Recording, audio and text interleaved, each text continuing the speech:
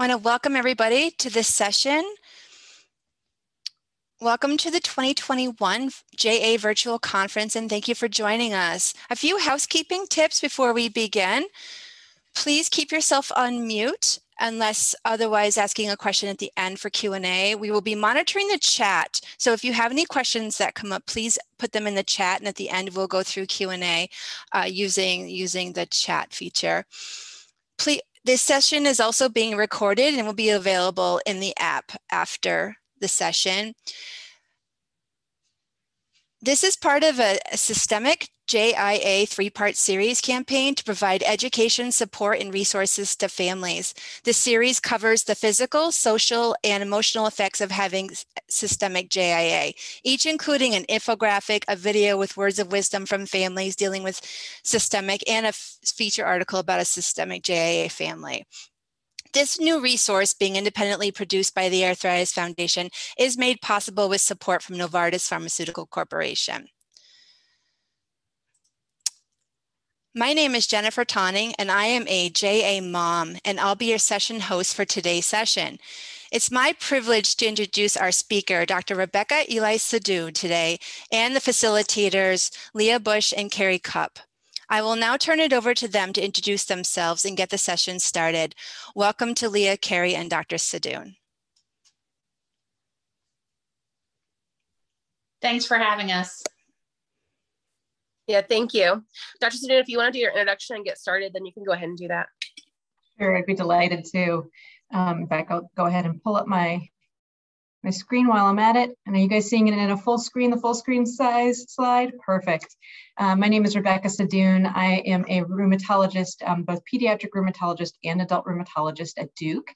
And so it is my absolute privilege to get to be able to care for systemic onset JIA patients while they're in the pediatric rheumatology world, and then as they prepare to transition, and then after they transfer into adult care as well. And I know that that kind of continuity is challenging to come by, and I'm hoping that we can talk about, if you don't have that opportunity to stay with somebody who is trained in both adult and pediatric, how can you do everything you can as a family to make sure that you guys are prepared for the transfer, and then how can you work with your medical team to make sure that the medical team is prepared for the transfer on both the pediatric and adult sides. So we'll talk a little bit about that. Definitely go ahead and put your questions in the chat. I'm going to try to save plenty of time at the end, A, to answer questions, but B, even for us to have a little bit of discussion and conversation about how to approach something that's difficult. Transition's already difficult for anybody, even if it's the most common types of JIA. And now how do you approach transition for a rarer type of JIA where adult rheumatologists are much less familiar with the disease process? All right, with that, we'll go ahead and get started. So by way of a quick outline, I want to touch a little bit on what transfer is versus what transition is and help you understand some of those differences. And I think those will be key terminologies. And then what makes transition or transfer either really successful, which is our goal, or sometimes really a challenge, and occasionally even it fails, and how can we prevent that? Talking about what transition preparation looks like for a family, what's different about adult care, just so you're all prepared and you understand the cultural differences, and then how you can prepare for that process of transfer. Okay, so what is transfer? Transfer is actually kind of easy to understand. It is a moment in time. It is the act of moving from the pediatric setting into the adult world. So it's basically the first appointment that you have on the adult side is your official transfer. But while all systemic JIA patients are eventually going to transfer, it's potentially more complicated than just a single date, right? You're going to transfer in rheumatology, probably transfer from a pediatrician to an adult provider and internist. And maybe there's other subspecialists that you have to transfer, maybe pediatric orthopedics to adult orthopedics, et cetera, et cetera. Transfer can occur at different times, and sometimes it depends on the health system, and sometimes it depends on the geography, and sometimes it depends on what's going on in your lives. Particularly, we don't recommend transfer usually during a time of clinical instability. So if there's a flare, we say maybe wait a little longer. And it also has to do with sort of developmental and cognitive maturity of a patient. Typically, it occurs between the ages of 18 and 23, so there's a fair amount of wiggle room to try to figure out what's the right time for your family. But it's certainly something that you want to be thinking about before age 18, something you want to be thinking about several years in advance so that you can have conversations with the medical team about when and how to make that transfer happen. So this is transfer. That's that one moment in time when you move systems. But what about transition? Well, we talk about how transfer goes best when it's really planned and there's a lot of preparation. And that process of preparation is essentially what we mean by transition. So transition is preparing for care in the adult system. And a lot of it takes place in the pediatric side. There's a lot of preparation sort of between the ages of 12 and whenever the transfer takes place. And then there may be some that's still taking place after, right? Not every 18 to 23-year-old is completely independent when they make that transfer. In fact, I think if most of us think back to when we were kind of college age, we'd still call our parents for, big, important medical advice. And I think that's appropriate and expected. But it's also probably not appropriate and expected that when somebody's 40, their parents are having to do every refill for them and everything for them, right? So how do you go from being a 12-year-old who's completely dependent on their parents for everything, to being a 22-year-old who's doing a lot for themselves, and then a little bit further along, hopefully one day doing everything independently. And that doesn't work well as a line where you then suddenly learn everything overnight. It works much better as a clear progression. Okay, so in that vein, we know that transition takes place over many years. It's often actually decades. A decade. And during that transition, there's a lot of skills that are important for a teen to learn. So learning how to take their medications independently, on time, correctly, without forgetting or missing doses, learning how to refill their own medications, making their own medical appointments, speaking independently with a doctor. It's very easy when your child gets diagnosed as a young child. A 3-year-old is going to kind of sit in the corner and play on an iPad or something in a clinic room, and there's a lot of interaction, the doctor and the parents talking. And it's very easy to get into that habit. And as the child grows older and older, the child might answer questions that are directed at them, but they might kind of have a backstage interaction where they don't ask their questions directly. And so trying to encourage that process so that when you're one day as a parent not in the room, that the young adult's able to do that independently. And it's just important to recognize that, like learning how to drive, this doesn't happen overnight, right? There's nothing about waking up on a person's 16th birthday that they like magically, inherently, intuitively know how to drive, right? You go to driver's ed, you study the manual, you practice behind the wheel. Like there's a whole process before you're 16. And the same is true here. Families might forget, a teen is going to go off to college at age 18. And it's something like a week beforehand, oh my gosh, he's never filled his own pill box before. And it's really hard to learn that in that 1 week. So ideally practicing that in advance, just like you wouldn't expect somebody to, cram for 3 hours behind the wheel to go take their driver's test. It's not going to go well. Okay, so what makes transition successful? And I think it's really kind of carrying that analogy out. So if you say that transfer is graduating, transfer should happen when you are ready to make that, to graduate out of pediatrics and into adult care. And I do want to caution, it doesn't mean they can do everything for themselves, right? You are still, as a parent, part of that team taking care of the patient, but that they're ready to be able to interact directly, ask and answer questions directly, a lot of those things that are important in adult care. If they were to miss an appointment, that they'd be able to call and make their own follow-up, et cetera. So if transfer is graduation, then transition is school. Transition is learning how to be prepared to make that transfer successfully. Another wonderful model is becoming the CEO of one's own healthcare. Dr. Gary Maslow has done a lot of research on transition and transfer, and he's at Duke as a pediatrician and child psychiatrist, and he has this wonderful analogy. So essentially, if you think of it, when a child gets diagnosed, they're like an entry-level employee, right? If you think about a 3-year-old, it's like, here, swallow this, right? Like they just do as they're told. And that's age appropriate, right? They don't have say or input in any significant way into their medical care. They shouldn't be deciding between 2 medicines when they're in elementary school. So the parent is the CEO at that age, and the child is that like works in the mailroom, just does as told. And then the goal is for the child to do that job well enough to kind of get promoted and to demonstrate responsibility and get promoted again. And that process continues. So at some point, they're showing enough responsibility that they get a managerial role, right? And then at some point, they get promoted enough that they're kind of in charge, and maybe the parent gets to retire to the board of advisors, right? And gets consulted for big questions, but isn't needing to be involved in the day-to-day because now the child is the CEO of their own care, being able to run that. I think it's a great analogy actually to share with especially teens who can see that goal, like, what do I want to be? I do want to be in charge. I want to be the CEO. And then how do you get there, right? You don't get to be promoted from the mailroom to the CEO. You have to demonstrate responsibility and succeed whenever you're given a little more responsibility. If you're successful, you get promoted again. And so you have to think about, well, what are the skills if you take the analogy back to medicine, what are the skills that they need to be promoted to a managerial role or to become CEO? What do they need to demonstrate in terms of being able to take their medicines independently, follow up on key appointments, et cetera? And that's something that you kind of have to think through for their particular medical situation, and then just set small goals.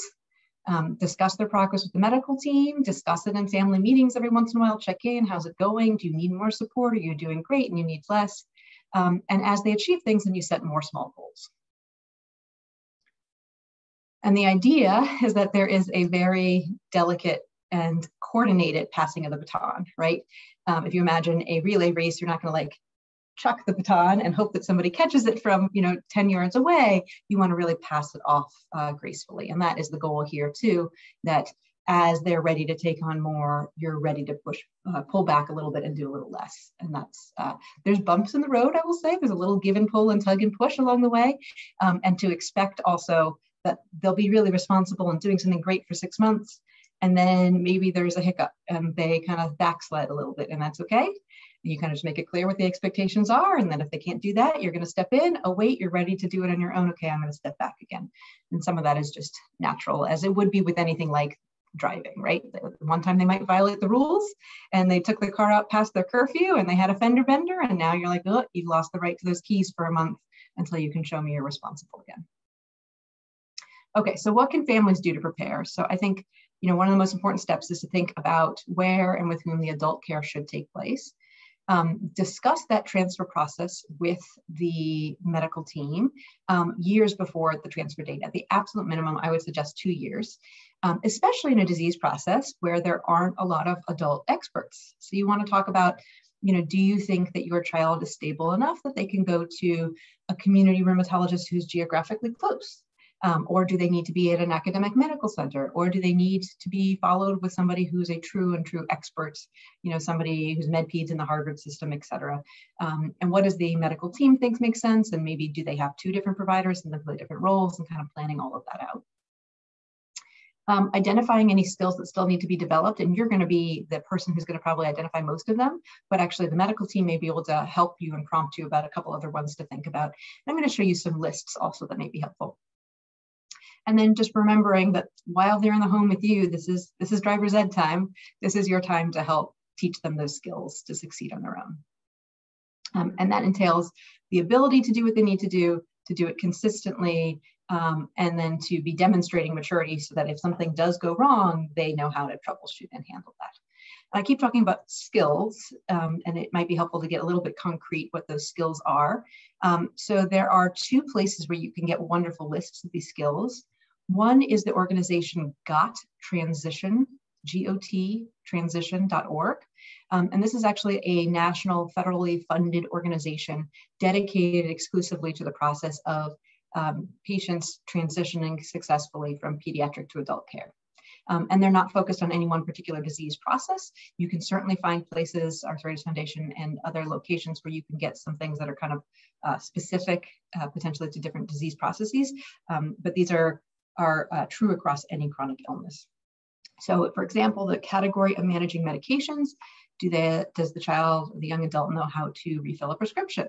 Do they know what to do if they were to have an allergic reaction or side effect? And you imagine that's an important one if they're going to go off to college independently, right? They can't manage their side effect from across the country. Can they take their medications correctly on their own? And do they reorder their medicines before they run out? So again, this is your mental checklist of the things that you hopefully can make sure that they are doing independently before they leave the home. There's also some much more advanced skills that maybe they don't have to do independently to be able to successfully leave. So, interacting with the health insurance system, number 9, that's something you can still help out remotely if there's a denial a medication that you can help from afar if they're off at college, as long as they can do their day-to-day, taking their medicines, refilling, making appointments, etc. And then there's some things that may be shared, like keeping a record of all medical complications and procedures, etc. It is really good for them to start to know some of that. You definitely want them to be becoming versed in that, so that when they wind up in an emergency room, whether it's related to their JIA or something utterly unrelated, they have a allergic reaction to a medication, or they have a bike accident, they need to be able to explain, oh, I had this echo that was performed and I have some, pulmonary hypertension or whatever else is going on. I'm on prednisone, et cetera. But it might be that you physically keep the record or the binder, et cetera. So some sharing of some of the responsibilities. And this is a great checklist where you can see it's in the terminology of the adolescent or young adult, so that they might be able to check the far right column saying that they know how to do something completely by themselves and they do it all the time, or they've started doing it, or they're learning to do it, or they haven't done it yet but they want to learn, or they don't know how to do it at all because people are doing it for them. And if you were to give this form to a 12-year-old, they'd be mostly on the left side where they don't know how to do things for themselves. And if you give this to somebody who's 18, hopefully they're moving much more towards the right. Again, not that everybody has to be in the far right column for every checkpoint, but you can check in with your rheumatologist or even primary care provider at any point in time with this filled out and be like, does this feel right to you for age 12, for age 16, for age 20, and get feedback on that process. And as long as things are moving in the right direction, you are doing your job. Just a couple of other skills and tricks I wanted to introduce before I move on to the next section. So one is a wonderful tool called Mango Health, and it's a free app, an iPhone app or an Android app, can be put on any phone, spelled like mango, the fruit, and health. And it is basically a medication reminder software. Not only can they put in like an alarm, because obviously every phone has a built-in alarm system, and you could say, buzz at 8 p.m. And not only will it tell you what medicine that you're supposed to take at 8 p.m., but it will like show a picture of what the medicine's supposed to look like. You can set different medicines for different times. You can talk about like twice daily dosing and set the different times. Instead of the normal snooze where it's like it goes off at the 10-minute mark, maybe they want to set a longer snooze, because what if they're off at the movies? What if there's no pandemic and you can go to a movie theater and it buzzes that they're supposed to take their medicine? They're not going to let it buzz and snooze every 10 minutes like a regular alarm, right? So they could push remind me again in an hour or remind me again in 2 hours, that sort of thing. And then when they take the medicine, there's a button that they click to say they took it, or a button that says they're going to skip it. Maybe they're sick to their stomach and they're throwing up and they can't take it, or whatever reason. And at the end, it will log when they've taken their medicine and how frequently. And so it's got some built-in motivation, like kind of like Pokemon Go. You get points for taking it, you get points for streaks, you get points for taking all of the medicines in a day, et cetera. 7 days in a row, 30 days in a row, the advanced levels. And so there's a little bit of motivation to do well. And at the end of each month, or whenever you push a button to query it, it will actually tell you the percentage of the time that each of the medicine's taken, which can be really helpful. Okay, so prednisone's been taken 80% of the time, but your injectable medicine's only been taken 40% of the time. Why is that? And you can get to the bottom of, is that because of forgetting? Is that because somebody hates needles and they're avoiding it, et cetera, et cetera. So it helps for troubleshooting, and then it helps the doctor know, like literally at the end of the day, they can look at this thing and say, what percentage of the times the medicine you've taken. Of course, you don't have to wait until your child's doing this independently. If you want to use this app in the meantime, it's a wonderful one. And then the money jar. So this is really great with teens. There's nothing easy about raising a teen, even without a medical condition, right? Like this is every parent, it's a struggle. And it doesn't get easier because there's a chronic medical condition. And what can happen a lot is that teens are looking for any source of rebellion, any way to like get back at parents when they're mad at them that day.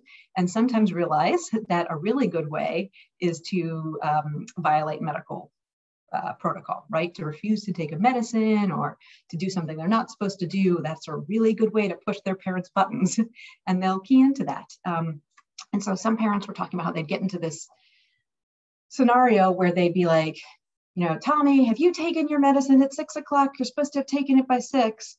And then he's like, well, I was about to take it, but now you're nagging me, so now I'm not going to take it. And that was happening repeatedly. And so a parent actually sort of tipped me off on this wonderful suggestion. And they put together just as a piece of paper, an actual chart that they put on the outside of the door of the teen's room. And it had, Monday, Tuesday, Wednesday, Thursday, Friday, Saturday, Sunday, and it had all the different times that he was supposed to take his medicine. And basically it's a grid. And so his job was to take the medicine on time. They figured out what time was going to be the outer window. It's got to be by 6:15 p.m. and to check it off on the chart. So mom knows I'm not allowed to go look until 6:15. He's got a 15-minute window. He's allowed to be up to 15 minutes late to double check and see if he's taken it. And if he hasn't, then he has to put a quarter in a jar. But if mom shouts from downstairs at 6 o'clock, "Hey, Timmy, did you take it yet?" without going upstairs to check the chart, then she has to put a quarter in the jar. And at the very end, the whole jar is used for the family to go out for a nice dinner at the kids' favorite restaurant or something. So it's kind of a little bit team building, and it also is encouraging everybody to do their best behavior. It encourages the parent not to nag. It encourages the teen to be independent and show that they were independent, and it sort of rewards the best behaviors from everybody. And so they shared that example that worked wonderfully for their family. Okay, so what else can parents do to prepare? I think it is really important to remember that your child can almost always do more than you think they can. And they will probably be reminding you of that fact, although some people have the personality they don't realize they can do it and they need a little bit of nudge. But developmentally, the vast majority of teens are very capable of taking their medications independently. Remember that there will be bumps in the road. There will be times when that teen who's been taking their medicines perfectly for 2 years on their own suddenly decides, this sucks. I don't want to have a chronic illness. Taking a medicine means I have a chronic illness, so I'm going to stop taking it and pretend I don't have it, right?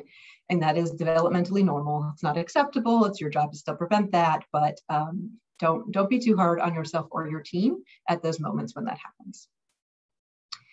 Try to avoid those power battles, because you really don't want the medical care to be the way that your teen rebels.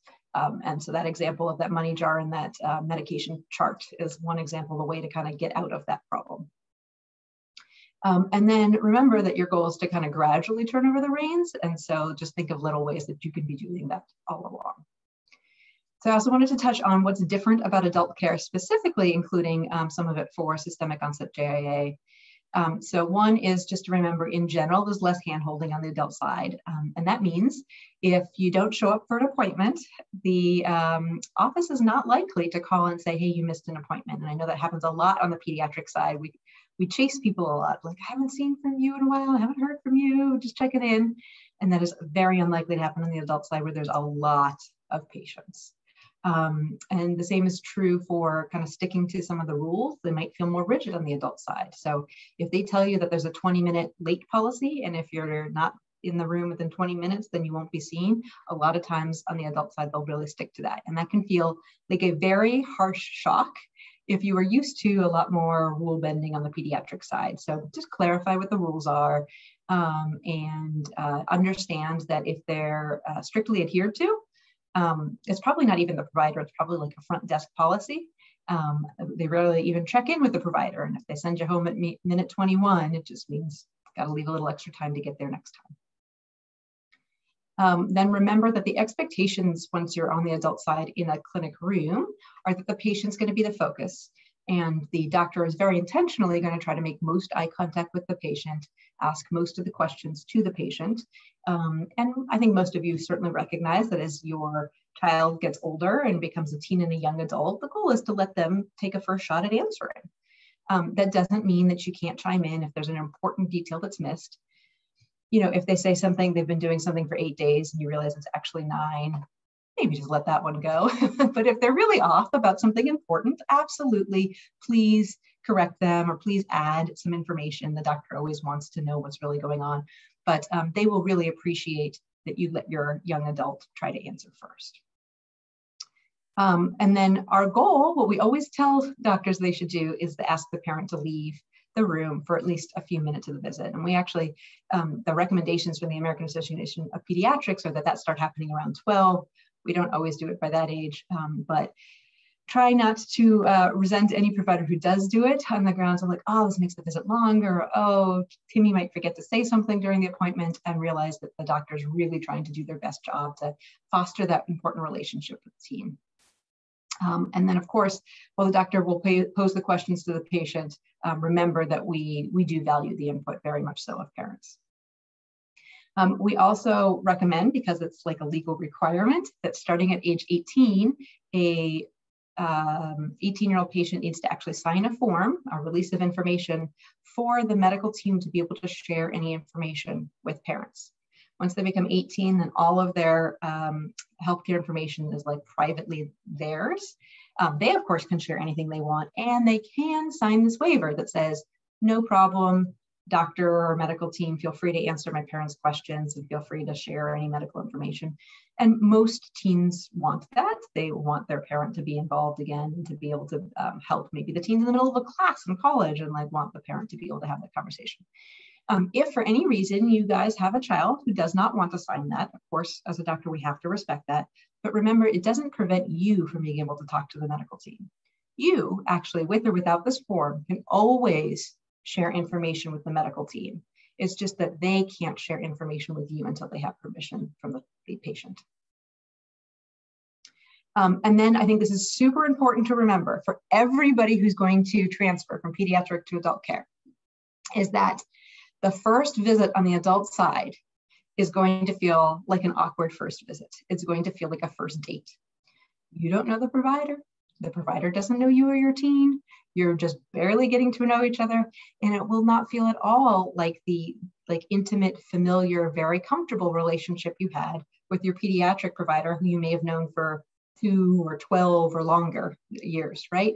So it's very hard to compare like a decade-long relationship, which was your last visit on the pediatric side, to a first visit on the adult side. That's just inherently an awkward first date. It doesn't mean you're not going to have that important, intimate, and comfortable relationship. It just means it's going to take time to develop. And I think a lot of people have like, this doesn't feel natural at that first visit, and they decide they're not going to come back to that doctor. And if you do that, you will doctor shop forever, because you will never have like that degree of connection on your first visit. So give it a few visits to see if that relationship starts to form the way you want it to. Okay, a couple more specific things. Always remember to ask the pediatric rheumatologist to recommend an adult rheumatologist and to talk with you about what is most feasible for your geography and for your child's illness. And it may be that things are going great and their child's been in remission for a couple of years and they can absolutely see somebody locally, or it may be much more complex and they recommend someone else. So I would encourage your pediatric rheumatologist to send a transfer summary, regardless of where your child is going, whether it's to somebody locally or it's an academic medical center. And the things that are included in this transfer summary are basically the whole story of the diagnosis, to give a sense of what it looked like at the time of diagnosis. Describing the specific disease manifestations, because even with systemic JIA, not every patient's the same, right? So some patients are going to have more arthritis. Some patients are going to have more fever. Some patients are going to have more serositis with hepatosplenomegaly. Like everybody's different. And it's really important for the doctor to know what a flare looks like for your child. And then we say it's really important to provide not just the medicines that they're on right now, but the whole treatment history. Because if you think about it, you may have been through 4 medicines before finding this perfect 5th medicine.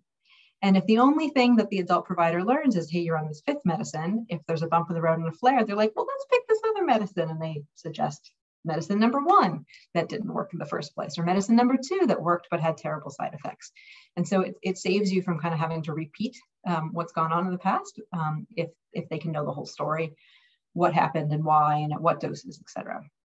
And then describing any complications. Obviously, it's incredibly important for an adult provider to know if your patient has erosions in a particular joint, if your child has pulmonary hypertension or interstitial lung disease, et cetera, et cetera. And there actually are forms that can be used for this. So if the provider goes to gottransition.org, there's a medical summary there. Medical summary emergency care plan, and which is a wonderful thing if your teen is leaving the house for them to have available on them. It shows things like specific information about them that's important for the clinician to know. And this includes like social things like wants to be a vet and loves all animals, etc. Because if you're going to transfer to a new adult provider, that's a basis for them to form a relationship. And then emergency information, allergies, reactions, medicines that have not worked in the past, other diagnoses and concurrent problems, procedures and surgeries, kind of what things look like at baseline, what they're at when they're at their best, so people can recognize if they're not at their best, crucial and recent labs and x-rays, etc. So all of that I think is important to have done prior to the transfer. And then I'm sure it was on a lot of your minds is how to find that right adult rheumatologist. And we can talk more about this in the discussion part 2. But just a couple things to keep in mind. So you're trying to find a rheumatologist who either has a lot of history caring for SJIA patients, that's ideal, or even a lot of experience caring for adult onset Still's disease. So AOSD, adult onset Still's disease, is fundamentally the same disease as SJIA, just that's the term that's used if a patient is 16 or older when they develop their symptoms. So you may have a provider who hasn't cared for any SJIA, but has 4 patients with adult onset Still's, and they're actually very comfortable knowing how it's different than rheumatoid arthritis and knowing which are the right medicines for it, et cetera. So as long as that's a term that they're comfortable with, you're in good shape. And then the other alternative, of course, is that the adult rheumatologist can communicate with an adult onset Still's disease expert or an SJIA expert when they get into trouble. So if things are going great at the time of transfer, the transfer summary will carry them a good long distance. And then if things get really difficult with a bad flare, they'll know who they can reach out to. And I think it's great if the pediatric rheumatologist is willing to provide their contact information. I think most of us would be more than happy to be in contact with an adult rheumatologist to help take care of this patient we've taken care of for years, or any of the med peds providers, whether or not your child actually is in a geography where you can see one of us directly, any of us would be happy to speak with an adult provider. And then just a couple of cautions. So I would take note and be a little skeptical if you transfer to an adult rheumatologist and the diagnosis gets switched to rheumatoid arthritis. To me, that's kind of a lack of understanding of how SJIA is different. And it can be really helpful, again, for that transfer summary from the pediatric rheumatologist to even just stipulate that this patient has systemic onset JIA, which is the pediatric equivalent of adult onset Still's disease, comma, and different than typical JIA or rheumatoid arthritis. And then even one more line, like we rely much more on IL-1 and IL-6 inhibitors and less on TNF inhibitors. That sort of example. So that brings us to point number 2, a little bit of caution, a little bit of a red flag, raise an eyebrow if your child's starting to get treated with a TNF inhibitor. Are they treating them more just like a regular rheumatoid arthritis patient? Are they recognizing how SJIA is different? And the other thing that always would concern me a little bit is if there's a significant flare and the only thing used to treat that significant flare is steroids or methotrexate as opposed to using a biologic. And there might be exceptions to the rule, and certainly for mild flares are different, and I don't want this to be like a hard and fast rule, but it's the kind of thing that would make you want to have a conversation and make sure they really do understand how SJIA is different than other JIAs, how SJIA is different than rheumatoid arthritis. And again, they really should be familiar with the concept of adult onset Still's disease. Every adult rheumatologist, whether or not they have a ton of experience handling it, understands the concept, the paradigm of it. And so making sure they know that that's essentially what this SJIA diagnosis is. All right, with that, I want to actually stop and make sure I have a chance to answer your questions. And then maybe we can have a little bit of a conversation about other things that can be done as a community to address the particular challenge of transferring with a rare disease. I'm gonna actually just go ahead and stop sharing so we can talk this way. That sounds great. Carrie, can you ask the question that you posted in chat first? Sure, because I probably didn't type it very well. So I was wondering if the patient transfers and it doesn't seem to be receiving adequate care, are they on their own, or could the pediatric rheumatologist still be contacted if it's a medical crisis, or once you're transferred, you're transferred? Oh, that's a great question. And it really depends a little bit on the system. So what I would encourage is that you try to get your child transferred to a person who either has a lot of expertise or is completely humble about not having expertise, right? It is totally fine for an adult provider to say, like, I know this much, not nothing, but I know this much about systemic onset JA and adult onset stills, and that's enough to know when I don't know what's going on. And if that transfer letter has the email address and the phone number of the adult rheumatologist, really the best case scenario is that the adult rheumatologist reaches out to the pediatric rheumatologist and says, like, hey, this is going on. Do you have any advice on how to treat this? And there is no pediatric rheumatologist in this world who wouldn't answer and give their input and have a conversation for a patient that they had cared for and were invested in and want to do well, right? Like, I cannot imagine the scenario in which that would not happen. That is a different ask for them to be a little bit of a consultant on the phone than asking them to come back and be cared for again by the pediatric rheumatologist. So some pediatric rheumatologists are completely fine with seeing them back maybe one time at the 6-month mark. If you had one visit with the adult, come back one time for the peds, make sure everything went okay. Or I could imagine absolutely a scenario where a 21-year-old transfers and things are okay, and then that adult provider like closes their practice and moves away. And you're like, oh shoot, I need help. Yes, please get back in touch with your pediatric rheumatologist. They can like bridge and help until you find your footing with a new doctor. But if you have somebody who's now 24 or 26, they're not credentialed really to be taking care of that patient. The clinic nurses are not, and may actually have a strict policy to not let patients that age even physically be seen on the premises because the nurses are credentialed.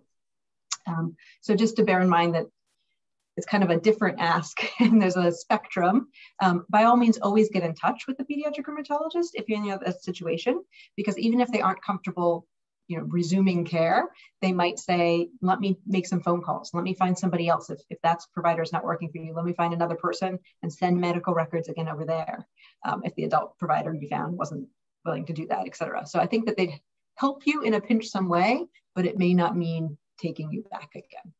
I actually love the idea that you mentioned of like still seeing the pediatric rheumatologist and in different increments going to the adult rheumatologist, and I just think that transition would be a bit better. Yeah, so different institutions do this differently. There are scenarios where there's like a joint clinic. It's kind of rare. And then, at Duke, we actually have a young adult transfer clinic where I see patients, so they kind of can have an intermediary step. So they can leave pediatrics and come to me, and I'll follow them between like 18 and 28 before they transfer all the way to an adult rheumatologist. So a little bit of an intermediary to kind of soften and ease things. But yes, there's always that opportunity to do one step into the adult and then one step back, but you don't kind of continue doing that indefinitely. It's more of like a kind of one-time check-in to make sure that it worked out, that you feel like you trust that provider and you think that this can work. Right. I think it would be one thing if we were only transitioning to one physician, but especially the refractory kids, we have numerous specialists. Yeah. And I am grateful. Dr. Maslow is actually my child's complex care pediatrician. So I've kind of leaned on him a good bit to help us with trying to figure all this out. But man, it's really hard. Yeah, it's super hard. And actually, one of the research projects that Dr. Maslow is doing is trying to figure out, can we get data when somebody has to transfer a bunch of providers? Should it all happen at once? Should it be done gradually? If so, which should be first? Do you do primary care first and then specialty, or do you do specialty and then primary care? And we don't know the answer to that. In general, my personal bias is I'm a big gradual person, right? Like when my daughter turned 1 and now she can stop breast milk and start cow's milk, it wasn't like on, the day of her birthday, I switched all the way over. I started filling the bottle 20% cow's milk and 80% breast milk. And then kind of gradually, I'm big on slow and easy transition. So I would not suggest transferring all providers at the same time because personally, I think that if you get into trouble, you don't have anybody to fall back on who does know you and knows the whole story and has that long relationship. So I would suggest one at a time, maybe spread out by, remember, sometimes you're only seeing providers every 3 to 6 months, spread out by at least a year. So then you have to do the math backwards. And if the medical system's going to say, hey, by something like age 23, they all have to be transferred over, and you have to do one a year, you might be starting to do some things closer to 18 to 20 and saving others for, the other end, closer to 22, 23, 24. So just things to bear in mind when it gets complicated with lots of providers. Thanks, what other Frank. questions? Absolutely. Yeah, so I liked the where you showed the transfer plan for the pediatric rheumatologist to fill out. For many of our kids, they're complex and they have these specific things that are certain to them that showcase a flare that may not be in textbook. Is there like a best practice or a template for parents to fill out that's very similar, showing what they have observed for flares that maybe the patients are aware of, but they're not going to think of in the moment, so that doctors and adult care can be aware that this is how the patient typically presents and what treatment has worked in the past and at what point they change treatment to keep those big flares from happening? That's a great question. I actually have a patient with, I guess it's oligo-JIA, who also has a lot of other complex medical problems, major developmental delays, actually lives in a group home, although his parents are frequently visiting and very involved. And mom created an app for that. It's an iPad app, I kid you not, that has, it's like, the icon looks like a library, and each library is like about me, or like my medicine history, or my complications, etc. And so the doctor can kind of click on each of those to like learn a little bit more, because he's minimally communicative. I mean, one word answers, he'll smile, but he can't tell you anything. So, I don't know that degree is necessary for every child. Although if you want, I can definitely share this app with you guys. I'll send out an email afterwards to the organizers of the session if you guys wanted to distribute that. I can't remember her app name off the top of my head. But you could imagine a different version of that. Before she had the fancy app, she had a one-page laminated piece of paper that she brought anytime the patient was meeting a new doctor. And that's an easy thing you guys could throw together, right? Like on a MS Word document, like, a little bit about medical history, family history, major complications, medicines that have not worked in the past, allergies, et cetera, on a one pager. Some people are willing to keep that, folded up in their backpack at all times. Somebody else might want to take a photo of it with their phone. And so then it's always in their photo album. And, if they're caught off guard and they're in the middle of an emergency room, they can just show it to somebody on their phone. So lots of different ways for you guys to approach that. But I think it's a great idea for you to think, what does somebody meeting my child for the first time really need to know? Yeah, that's great. I was trying to look through. I don't really see any other specific questions, just parents reiterating what Carrie was saying, that they've ran into that situation where they started transferring care and then their child got very ill and they didn't really have anyone to fall back on. So some people are still, even in their early 20s, young adults with still half peds and half adult care. Yeah. And so we did have a question that says, does every major children's hospital have a rheumatologist that sees both adults and children? No, actually, most do not. The number is growing. If I had to estimate the number of us in the country right now, it's something in the vicinity of 20, although there's a new one or two each year, so maybe it's grown to 30, but that leaves a lot of pediatric hospitals that do not have any. No, but again, I think that there's a lot of ways for a good adult rheumatologist who cares about you and like recognizes what they do and don't know to be able to reach out for lifelines to be able to manage these things well. So piece of good news number one is that the medicines used for SJIA, adult rheumatologists are absolutely familiar with. Tocilizumab, anakinra, no problem. Adult rheumatologists know those because we use them in other conditions, right? You don't have to be combined adult and pediatric med peds to know those medicines well. So again, it's a little bit more of them needing to know like when to apply it, right? Hey, do these labs look like I need to pull the trigger on switching a medicine or not? And that can be done really well with a consult question, right? Because the adult rheumatologist can assess, is there or isn't there the right kind of rash? Like, is there or isn't there arthritis in a joint, right? That's like all adult rheumatologists should be doing that by our profession.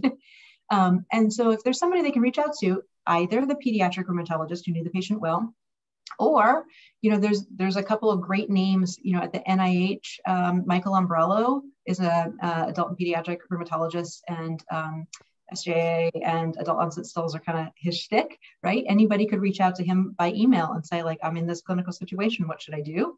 Jonathan Hausman is at Harvard, is a med-peds person who really loves autoinflammatory conditions like SJIA. Any of us got an email from literally random adult rheumatologists we've never met, we'd be happy to help. So I think most important is that the person just happens to be a good rheumatologist. Number two, a good person. And number three, humble and willing to reach out. And they don't have to have phenomenal expertise as long as they have 1, 2, and 3. That's great. Dr. Borello actually spoke yesterday here in a second. The family got to hear him. And it's unfortunate, and we don't have time today to get into this because it's a much bigger issue. But so many young adult patients are finding that when they do that transfer of care, they're not getting access to those drugs. So it's good to hear, really being specific about the provider you're choosing could really change that for patients. I know we're almost at 3 o'clock, but we had another question here in chat that said, I have a 13-year-old SJ patient that's in remission. If they stay in remission until adulthood, do they typically need to still transfer to an adult rheumatologist? This is definitely patient dependent, and how long have they been in remission? I can't remember if you just said in the part of the question. So they've been in remission for a decade. Many of us would say that you don't need to transfer to an adult rheumatologist. That will give you a hug goodbye and say, I'm so glad you've done so well for so long, and hopefully there won't be another flare. And if there is, get back in touch with the pediatric rheumatologist to get your records, and then find somebody locally, et cetera. But if it's been remission for 1 year or maybe 1.5 years or 2 years, I think most of us would say it is definitely better to at least establish with an adult, so that if there is a flare, and certainly shorter remissions have a higher chance of flare than longer remissions, that you have somebody you can get in with quickly. You've probably all discovered that sometimes new patient appointments can take months to get in. Although usually once you're a patient, you can get in pretty quickly if there's an emergency. So we would usually say for a shorter remission, have a first visit, even if you don't schedule a follow-up, get your foot in the door so that if an emergency were to arise, you have somebody you can call and get in with quickly. But for a decade, I wouldn't say you needed to do that. Great. Thank you. Well, that comes to the end of this breakout session. I'd like to thank Dr. Sadoun for being with us today at the JA Virtual Conference, as well as Leah and Carrie for facilitating. Thank you to all of you for joining us today for this session. Please take a moment to enter your feedback into the app for this. This helps us do future programming. Be sure to come back for a closing session. It starts at 3:30. And to get into that closing session, please use the app as well.